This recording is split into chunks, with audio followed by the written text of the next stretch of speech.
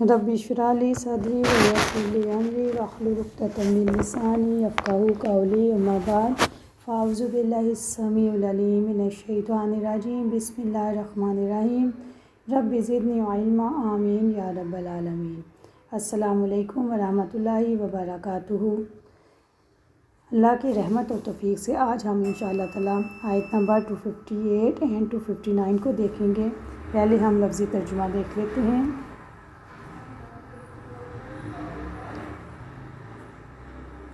عالم کیا نہیں تارا آپ نے دیکھا الا طرف الذی اس شخص کے حاجہ جس نے جھگڑا کیا ابراہیم سے فی ربہ اس کے رب کے بارے میں ان یہ کہ عطاہ دی تھی اسے اللہ تعالیٰ نے الملک حکومت اس اور جب کالا کہا ابراہیم نے ربیہ میرا رب الذی وہ ہے جو یحیی و زندگی دیتا ہے و یمیت اور موت دیتا ہے۔ کالا اس نے کہا انا میں احیی زندہ کرتا ہوں و امیت اور میں موت دیتا ہوں۔ کالا کہا ابراہیم نے فإن اللہ پھر بلا شبہ یقیناً اللہ تعالیٰ یاتی لاتا ہے بشمسی سورج کو من المشرقی مشرق سے فاتی پھر تم نکال کر لاؤ بہا اس کو من المغربی مغرب سے فابہتا تو وہ حیران رہ گیا الذی وہ جس نے کفر کیا اللہ اور اللہ تعالیٰ لا یہدی نہیں وہ ہدایت دیتا القوم الظالمین ظالم قوم کو او یا کالذی مانند اس شخص کے کا مطلب ہوتا ہے مانند مثل مرہ گزرا علی قریۃ اوپر ایک بستی کے واہیہ اس حال میں کہ وہ خاویہ اوندھی پڑی تھی علی عروشیہ اوپر اپنی چھتوں کے کالا اس نے کہا انا کیسے یحیی زندہ کرے گا ہذہ اس کو اللہ تعالیٰ بعد موتہا اس کی موت کے بعد فاماتہ تو موت دے دی اس کو اللہ تعالیٰ نے میاتا 100 عامن سال ثم پھر بعثا زندہ کیا اسے۔ کالا اللہ تعالیٰ نے فرمایا کم لبثت کتنی دیر تم رہے کالا اس نے کہا لبثت میں رہا یومن ایک دن او بعض یوم یا دن کا کچھ حصہ۔ کالا فرمایا بلکہ لبثت تم رہے میات عامن 100 سال۔ فانظر سو تم دیکھو پس تم دیکھو نظر ڈالو الی طعامک طعام کھانا اپنے کھانے کی طرح و شرابک شرب کہتے ہیں پینے کو اور اپنے پانی پینے کی لم نہیں یتسنہ وہ خراب ہوا وانظر اور تم دیکھو الی حمارک حمار کہتے ہیں گدھے کو اپنے گدھے کو ولنجعلہ کا تاکہ ہم بنائیں تمہیں آیات نشانی للناس لوگوں کے لیے وانظر اور تم دیکھو الی العظام طرف ہڈیوں کی کیف کیسے ننشزها ہم اٹھا کر جوڑتے ہیں ان کو ثم پھر نکسوها ہم پہناتے ہیں ان کو لحمہ گوشت فلما پھر جب تبینہ خوب واضح ہو گیا لاہو اس کے لیے کالا اس نے کہا عالم میں جانتا ہوں ان اللہ بے شک اللہ تعالیٰ علی کل شیء قدیر ہر چیز پر قدرت رکھنے والا ہے۔ کیا آپ نے اس کو نہیں دیکھا جس نے ابراہیم علیہ السلام سے اس کے رب کے بارے میں جھگڑا کیا یہ کہ اللہ تعالیٰ نے اسے حکومت دی تھی جب ابراہیم نے کہا میرا رب تو وہ ہے جو زندگی دیتا ہے اور موت دیتا ہے اس نے کہا میں بھی زندگی دیتا ہوں اور موت دیتا ہوں۔ ابراہیم علیہ السلام نے کہا اللہ تعالیٰ تو بلا شبہ سورج کو مشرق سے لاتا ہے پھر تم اس کو مغرب سے نکال لاؤ تو وہ حیران رہ گیا جس نے کفر کیا اور اللہ تعالیٰ ظالم لوگوں کو ہدایت نہیں دیتا۔ یا اس شخص کی مانند جس کا گزر ایک بستی پر ہوا جو اپنی چھتوں کے اوپر اوندھی پڑی تھی اس نے کہا اس کی موت کے بعد اللہ تعالیٰ اس کو کیسے زندہ کرے گا تو اللہ تعالیٰ نے اس کو 100 سال تک موت دے دی پھر اس کو زندہ کیا اور پوچھا تم کتنی دیر رہے اس نے کہا میں ایک دن یا اس کا کچھ حصہ۔ اللہ تعالیٰ نے فرمایا بلکہ تم 100 سال تک رہے اپنے کھانے پینے کی چیزوں کو دیکھو وہ بالکل بھی خراب نہیں ہوئی اور اپنے گدھے کو بھی دیکھو تاکہ ہم تمہیں لوگوں کے لیے نشانیاں بنائیں اور ہڈیوں کی طرف دیکھو کیسے ہم ان کو اٹھا کر جوڑتے ہیں پھر ان کو گوشت پہناتے ہیں۔ پھر جب اس پر خوب واضح ہو گیا تو اس نے کہا میں جانتا ہوں کہ اللہ تعالیٰ واقعتاً ہر چیز پر پوری طرح قدرت رکھنے والا ہے۔ جھگڑا کرنے والا بادشاہ کا نام نمرود بن کنعان بن سام بن نوح تھا۔ آپ اس حوالے سے انشاءاللہ تعالیٰ قرآن مجید میں بھی پڑھیں گے کہ نوح علیہ السلام کی جب بستی پر طوفان آیا تھا پانی کا طوفان ساری بستی ڈوب گئی تھی اور ان کے 3 بیٹے تھے، جس میں سے 2 بیٹے آپ پر ایمان لے آئے تھے، لیکن تیسرا بیٹا ایمان نہیں لایا تھا اور وہ پانی میں ڈوب گیا تھا، لیکن وہ ایمان نہیں لایا تھا اور وہ نہ ہی کشتی میں بیٹھا تھا، اس کا نام سام تھا۔ تو اس سے پتہ چلتا ہے کہ سام کی اولاد کنعان اور کنعان کی اولاد میں نمرود تھا، نمرود بن کنعان بن سام بن نوح۔ ان عطا اللہ الملک، یہ کہ اللہ تعالیٰ نے اسے حکومت دی تھی۔ حضرت ابراہیم سے اس نے اس بات پہ جھگڑا کیا تھا اپنے رب کے بنیاد پر کہ اللہ تعالیٰ نے اس کو حکومت دے رکھی ہے، تو حکومت پا کر اس میں رعونت سرکشی آ گئی، جس کی بنا پر اس نے حضرت ابراہیم سے رب ہونے کا دعویٰ کیا اور ان سے اس بارے میں جھگڑا کیا۔ نمرود بادشاہ کیسے بنا؟ قدیم بادشاہ لوگوں کو یہ یقین دلا کر ان پر حکومت کرتے تھے کہ وہ خدا کا انسانی پیکر ہے، انسانی جسم ہے، نعوذ باللہ۔ نمرود کی قوم سورج کو، دیوتاؤں کو سردار مانتی تھی اور اس کی پوجا کرتی تھی۔ نمرود نے کہا کہ وہ سورج اور دیوتا کا اوتار ہے، اس لیے وہ لوگوں پر حکومت کرنے کا حقدار ہے۔ اور یہاں پہ آپ دیکھیں کہ ان عطا اللہ الملک، یہاں پر اس کا مطلب ہے کہ اللہ تعالیٰ نے اس کو حکومت دی تھی، ان توجہ دلائی جا رہی ہے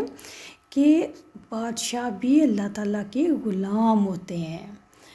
بادشاہت اس لیے نہیں ملتی کہ لوگوں کو اپنا غلام بنا لیا جائے اور اس کو اپنے بنائے ہوئے قوانین کی پابندی کروائی جائے، بلکہ اللہ تعالیٰ کہہ رہا ہے ان عطا اللہ الملک، یہ کہ اللہ نے اس کو حکومت دی تھی۔ بادشاہت کی وجہ سے شکر گزاری کا رویہ اختیار کرنا چاہیے، لیکن اس نے کفر و طغیانی کا رویہ اختیار کیا۔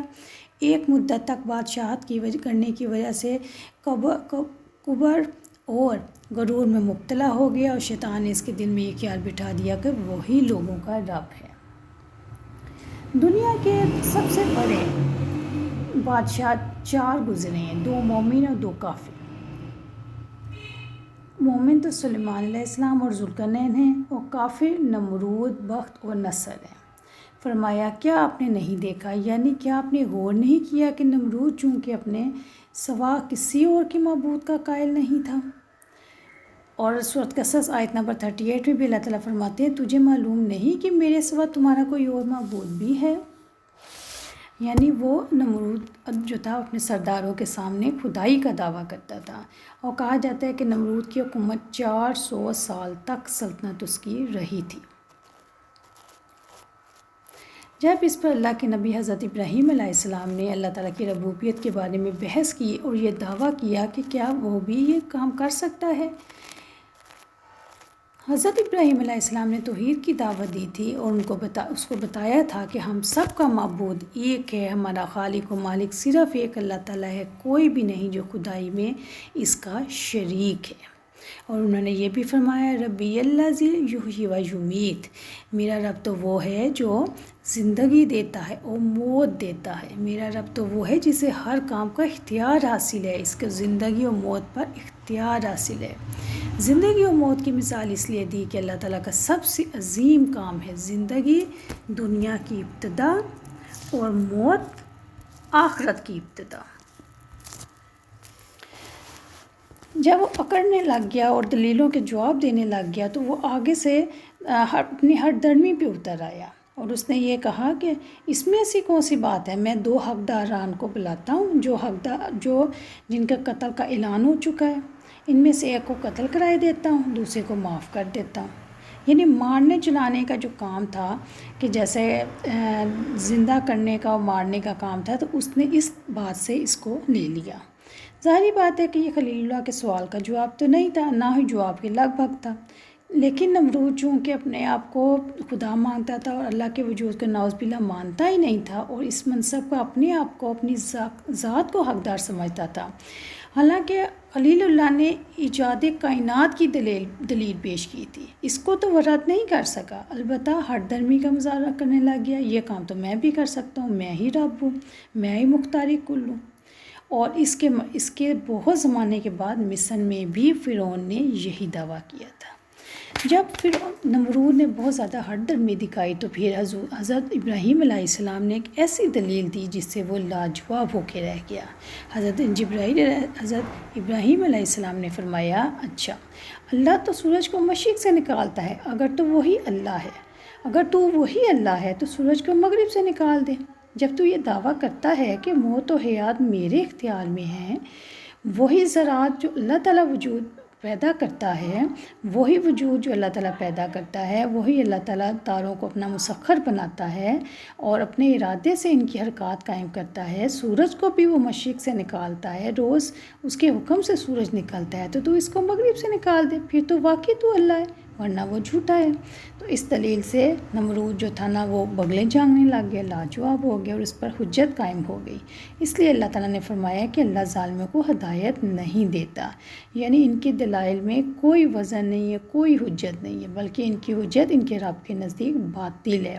وہ قہر الہی میں مبتلا ہے اور ان کے لیے سخت ترین عذاب ہے۔ پھر اللہ تعالیٰ نے اس سرکش بادشاہ کے پاس ایک فرشتہ بھی بھیجا جو اس کو بار بار ایمان لانے کی ترغیب دیتا رہا، مگر پھر بھی یہ ایمان نہیں لایا۔ پھر جب یہ کسی بھی طرح نہیں مانا تو فرشتہ بولا، اچھا اب میرے لشکر کے مقابلے میں اپنا لشکر تیار کر۔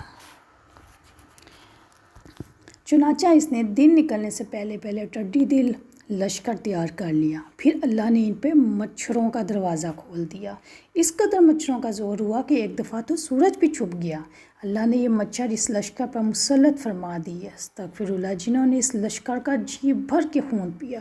یہ مچھر بہت عجیب تھے، ان کا گوشت بھی چٹ کر گئے، بس ہڈیاں ہی ہڈیاں چھوڑ دیں۔ ایک مچھر نمرود کی ناک کی راستے سے اس کے دماغ میں جا پہنچا اور دماغ میں 400 سال رہا۔ اللہ نے اس پر یہ عذاب مسلط فرما دیا، نمرود اپنا سر ہتھوڑوں سے کچلواتا رہتا تھا۔ جب اس کو کاٹتا تھا تو وہ کہتا تھا میرے سر پہ، لوگوں کے پاؤں میں گر کے کہتا تھا میرے سر پہ ہتھوڑے مارو، اور اسی مچھر سے ہلاک ہو گیا اور ایڑیاں رگڑ رگڑ کر جان دے دی۔ یہ ہے سرکشی کا برا انجام، اللہ تعالیٰ بچائے، آمین۔ السلام علیکم ورحمۃ اللہ وبرکاتہ۔